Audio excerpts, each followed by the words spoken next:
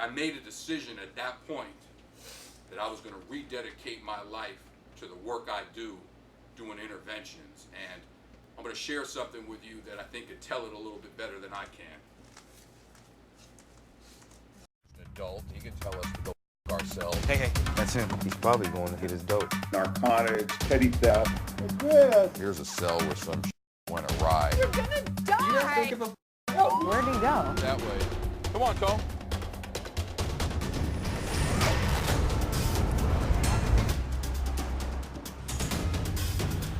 I was a bad guy, a criminal, a dealer, and an addict. Now I'm on the other side. My name is Bullet. I'm an extreme interventionist. When a child becomes a threat to themselves or to others, when all else has failed, families reach out to us. Over the past 20 years, my team and I have battled to save over 1,200 kids from jail or death.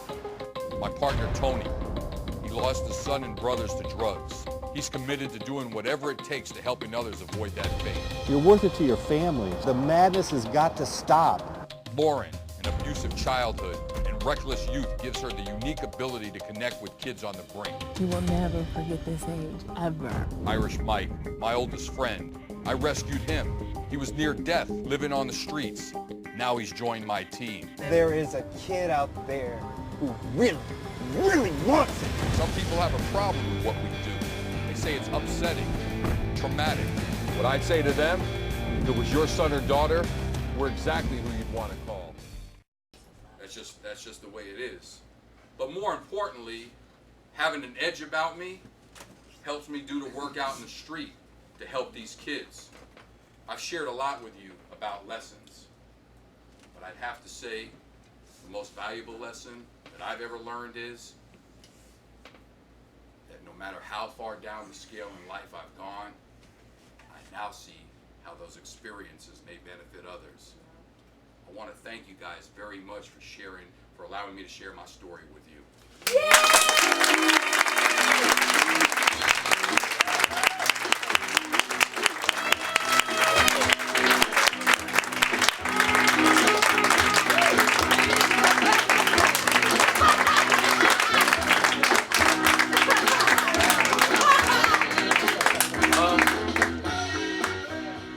Here's how we typically handle this. First of all, really, thank you guys for coming out. Thank you.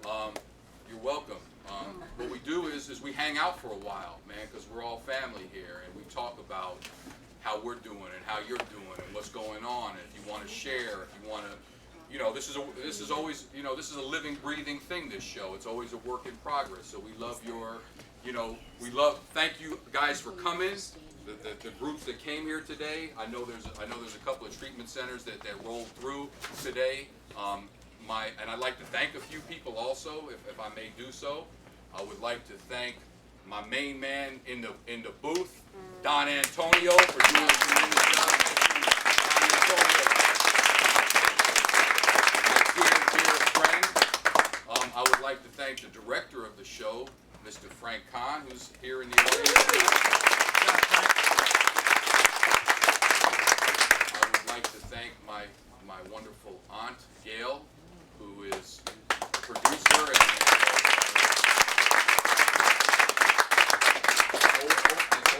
always been in my corner. I would like to thank my dear friend John, who's filming the show tonight, for his unwavering support. I would like to thank my oldest friend in the world, Mikey, who is always there for me. And last and certainly not least, I'd like to thank the love of my life, Lauren, who you saw in the Extractor video, for all of her love and kindness and her beautiful spirit, and just being there for me the way you are, and always in my corner too. I love you, baby. I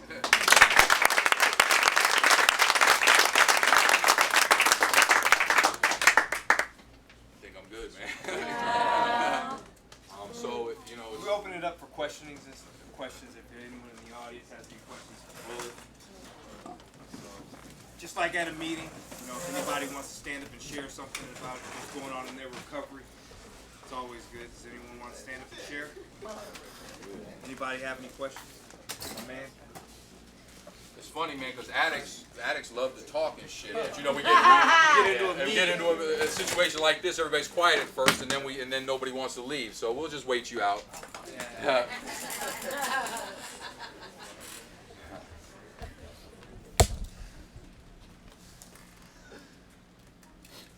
Anyone want to share any kind of similarities of what's going on in their addiction that they saw in the show? Nothing that anyone can identify with? All of it.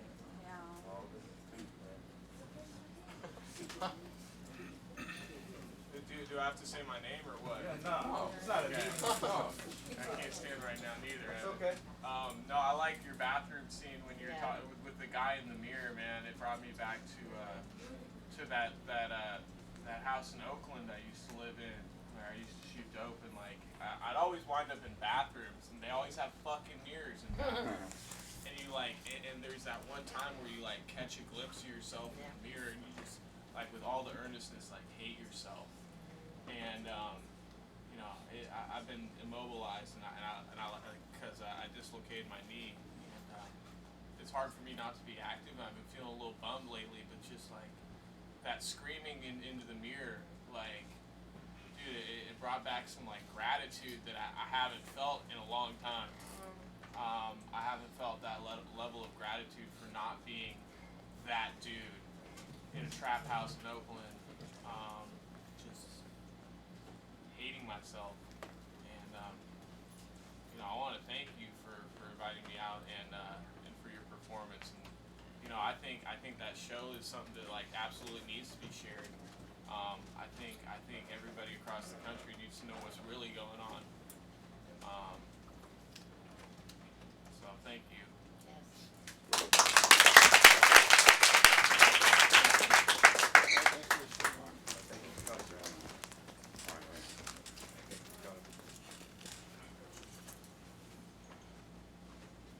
Yes.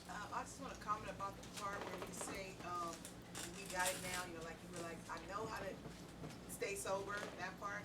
I connect with that part, and even a dope talking to you, he doesn't literally talk to you, but in essence, it's still the same thing, because, I don't know, cravings or whatever, it still is the way that he calls you. I mean, it's like the lure, the knowledge of it, and the obsession of it, thinking about it, even sometimes without even knowing, just the continual thought of it. So it does pull you in that way, like, I love you, you know, because it's like, it's, am I too loud? It's like, it's just a love that I'll speak for me. It's a love I have, you know. It's like, the whole time that I was out there, I was like, I love, you know, what I was doing.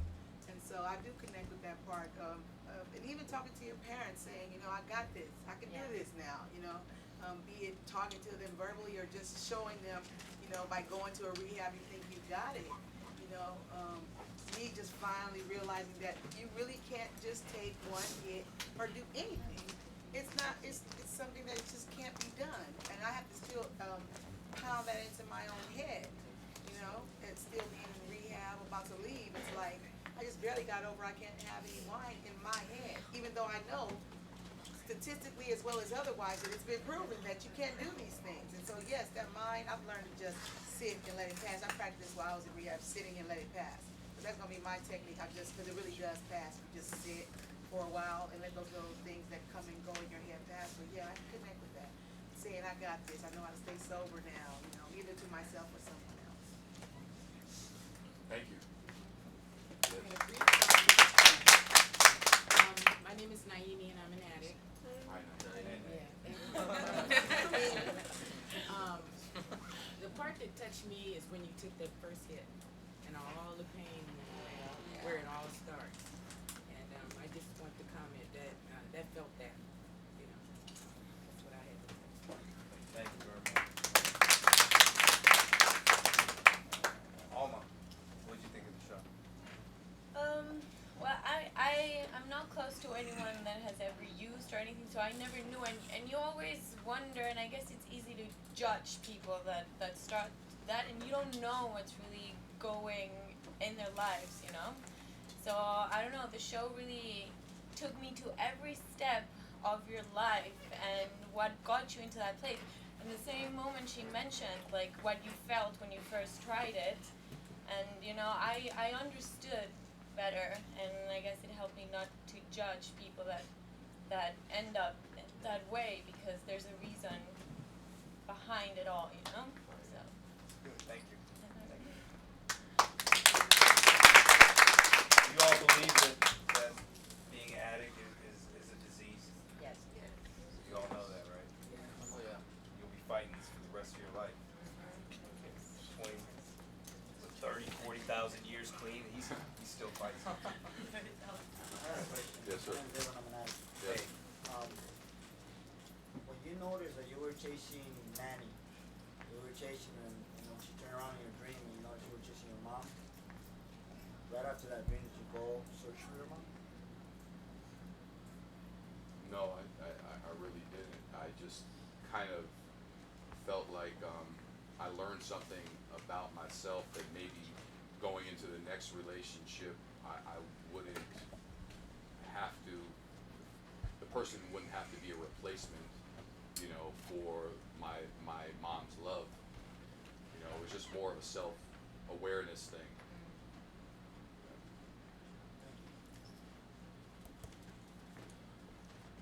Excuse me. Yes, My sir. name is David, and I'm an addict alcoholic. Hey, Dave. How you doing?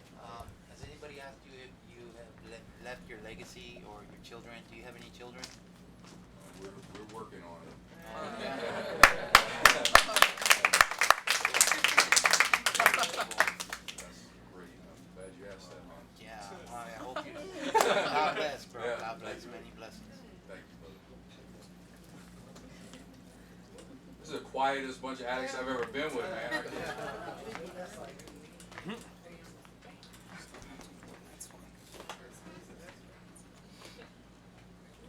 Well, my Yes. name's David. Yeah, go I'm an ahead, addict man. again. Well, you know, I've been dealing with crystal meth and in a relationship, and we lost our children twice to DCSF, and barely getting them back now.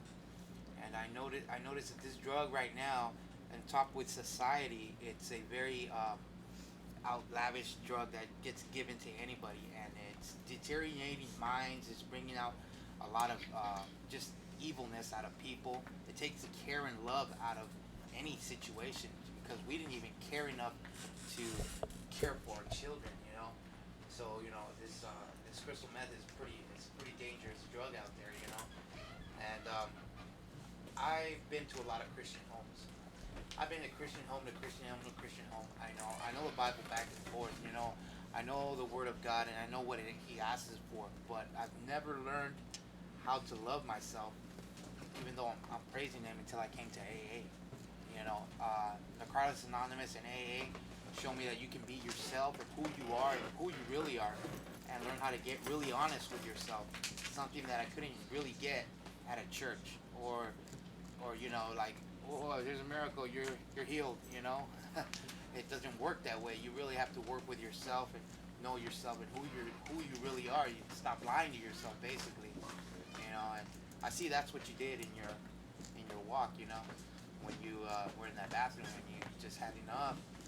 You know, it's amazing. It's an amazing journey. You know, that's good. I'm glad you were here. Yeah, no, I loved it. I wanted to be a part of it. Thank you. Hi, my name is Mimi. Hey, Mimi. Yes. I can relate to the passing of your family. I just found out 2 days ago that my brother passed away, and I'm still dealing with that. What I wanted to ask you was, so was it really hard for you to stay clean? Did you ever think about going out using? You know, you know how they talk about our disease is kind of cunning and baffling. It kind of comes at us in different ways. It's Mimi. Yes. Yeah, Mimi. It wasn't as direct as that for me. It wasn't like, okay, man, go get a hit or go get a bag or some shit like that. It was more along the lines of wanting to be in a particular element that I didn't associate at that time with leading me to getting high.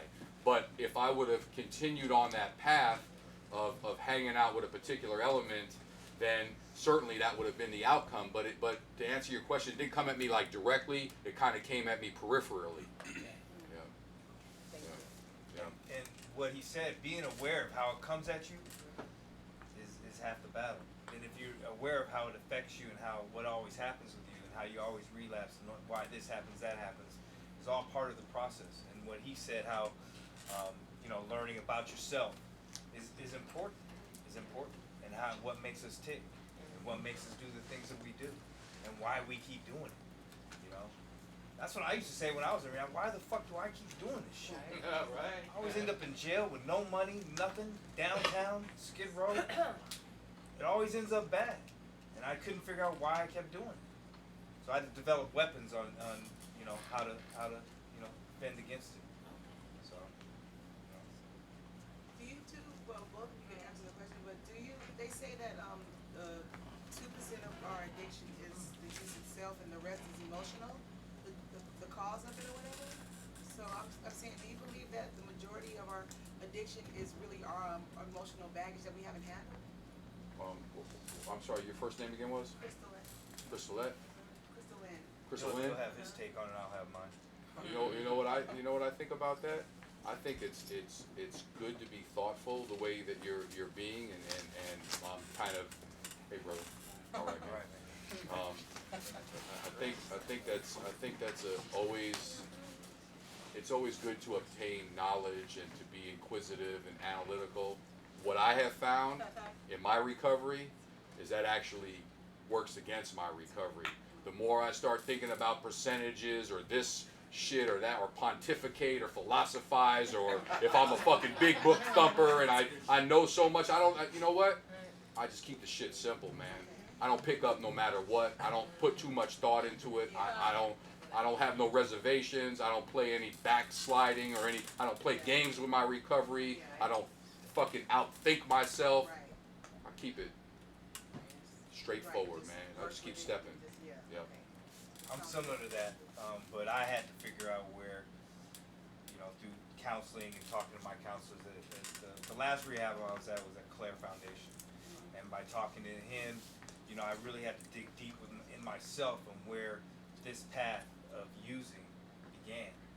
And it all boiled down to when my parents got a divorce when I was 12 years old. I can remember when my dad left my mom with 6 boys and no money.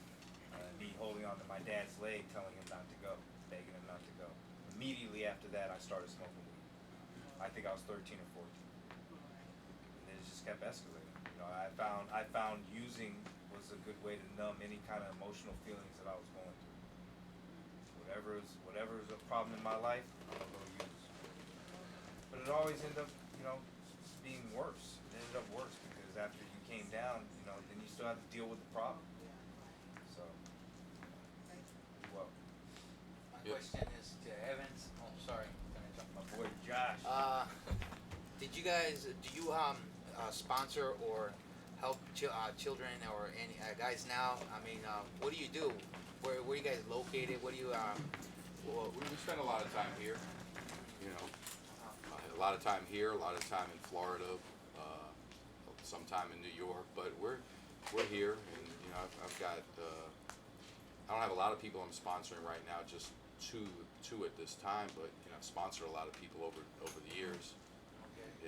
Yeah. And as a drug and alcohol counselor, do you have like an office where you have clients coming in or stuff like that? I actually used to have that, but now it's more on the intervention side of it, where we go out and rescue people. So I don't necessarily, like, my office is like, this is my office right now, and then when I go to my car, that's my office, and like my office is wherever my phone is. And if I go sit with somebody, we might just go sit at coffee somewhere, man, and just rap. Well, I've never seen that show, but basically you guys just see the setup of, because we're all drug addicts. We know who's going to go do what. Right. And you guys jump out at them and, and be like, you guys are like cops, almost like. Something like crazy. that, but, Pretty crazy, though, but that's cool. It's only to help people. It's not an authority complex or anything like that, we've been on the other side, so we don't feel that way. We don't, what I mean? It's just to help people. Reaction from the clients? It depends. It depends. You know, sometimes they're surrendering. You know, and they're happy that we're there. Yeah. Yeah. Or relieved, I should say. Relieved. Yeah, relieved. Okay, he was first, and then. Well, it was mostly for Mike. I'll wait for him to come Okay. back. All right. You can let somebody else. Go ahead. My name's Todd. I'm in recovery now. Yeah, I had my mom hooked up with this guy, and married him, and I really feel for your situation because his claim was that he came up with the World Poker Tour stuff and with the cameras underneath the tables and stuff like that, and he said they kind of robbed him out of that venture, and it was he just kept looking for his last hurrah, and me and my brother kept working on all these productions with him, and I got really close with the guy, and he made my mom happy and working in that kind of field, you know, and also your sense memory on that when you took the hit was incredible. It was really good, and I liked your production and and the way you presented it. Yeah, I felt that too. And but you know, I'm in the production business, and anything that I could do to help you, you know, I used to work in Hawaii, and Let's go, man. do boom. I used to work for Pneumatics. I'm a really good boom guy, you know, and a mic guy, and my brother does sound. So you know, I'd like to keep in touch. Thank you for all that. Yeah.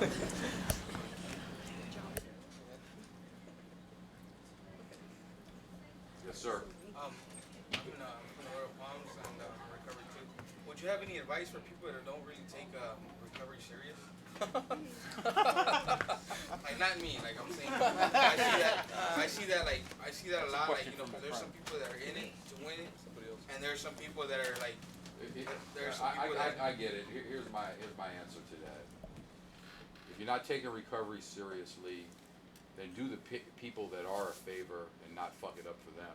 You know, don't you know, bring your lack of commitment to it because I know as an addict it's so easy to what we do is we find a couple of people to co-sign our bullshit and then we're off on a run. So if you're not taking it seriously, then you know I would say that everybody, like I needed to have my own experience. My experience led me to the road that I took. We all need to have our own experience. So if a person isn't taking recovery seriously, then they're probably not ready to be clean yet, and there's some other shit they need to do first. So don't jeopardize somebody else's because it's really easy to do that, especially in the treatment community. Yeah. Thank you. Yep. My name's Josh. Like I said, it was mostly for Mike. He can watch the video, right? This is the second time I've seen this. I came a little over a year ago with a different treatment center, back in treatment again. I appreciated it both times. It was cool for me to, you know, I remembered a lot, but oh, there he is. Yeah, Josh was in Clear when I went there 6 years ago. 6 years ago. And so what I was saying, I wanted to wait for you to get back, bro. Like, to hear that you got 6 years, you know what I mean? And like, I'm back in treatment. But what I really wanted to say was, when they told us earlier this week or whatever it was that we were gonna come see this show, you know, I was hoping I would get to see you, and to hear that you got 6 years, and when you got me right there, and we're like, hey, I hit you up. I posted something online when I was really going through it. Yeah, you did. Like, I need help, you know what I mean? Like, and not even like that. It was more like, do I even have anybody left? Kind of shit. It was a real fucking desperate, you know what I mean? And Mike hit me up, and I just wanted to publicly thank you, bro. Like, I really appreciate it. And so it's good to see you. Congratulations, bro. Happy to be here. I appreciate that. That's what we do in this. You know, we help each other. Another addict calling out to help, needs help. You know, we got to be there for him, no matter what. You know, I mean, this guy's been here for me. I mean, at least through 20 relapses, man. And he's never ever held anything against me. He's never demeaned me or made me feel bad about it. He said, you know what? You got to start all over. You got to start all over. You got to start all over. You got to do it. You got to do it over. You know, so many times, man. So you always need a friend that's like that, man, to help you. You know, nobody's perfect, man. Nobody's perfect. I remember when I was at Acton, they used to do the percentage stuff. They did, and they would say, okay, look to your left, then look to your right. Those two people aren't gonna make it, and that's what they used to tell me. I was like, God, man, that was shit, you know. So, but I also don't believe in those percentages. I know they're out there, but I really don't. I think it all comes down to yourself. How bad you really want to stay clean. How bad you really want to change your life. You know, and have a life. Because for me, that was no life. It really wasn't. So now we're probably getting near the end because they're going to kick us out of the theater here in a few minutes. So is there anybody else that wants to, before we have to say goodbye for now, is there anybody else that wants to say anything? Carol, grateful, recovering alcoholic. I don't know, I want to thank you guys for inviting us out. I am a part of Acton, beautiful Acton. And I related to the whole thing. The whole thing was just awesome. And I truly thank you. Thank you. Thank you for coming out. Thank Acton for coming out.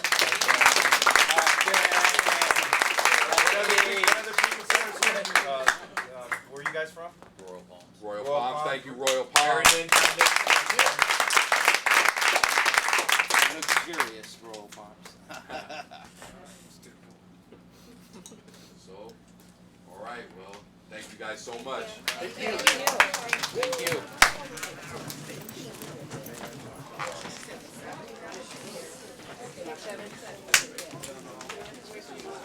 So sweaty. I couldn't see my son. Thank you. I finally got it back. All right. Amen, man. Thank you. Great show. Good shit, bro. Thank you.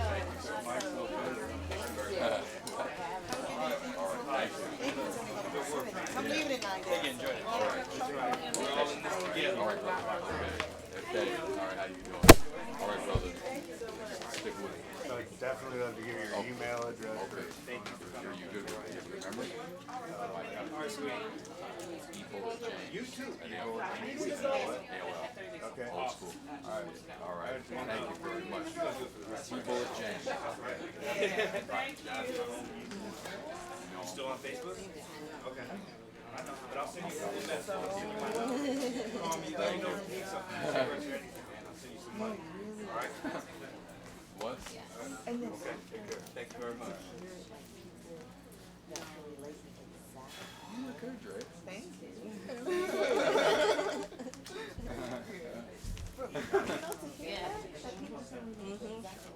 Like, you know, the people that haven't been addicts, like, it's, you're kind of naive to it. Right, yeah. And so to hear, like, the audience members can go back to exactly where they were and what you did, it was like, like, that's what made me. I didn't know, you should have handed out tissue. I didn't know I was going to come here. I cried more than usual, too. I told her, I said, tell your friend, you better watch out. Tell her what? To warn her. Well, not about the crying. Oh, I didn't know that. I just knew it was, you know. It I was just said, yeah. But I didn't know I was Oh, but you did your thing. Right. It made me more emotional at the end of it. Yeah. I knew, like, you went through and all that, but to see how so many it people were Glad you affected. came. Yeah, me too. I was right down the street like that.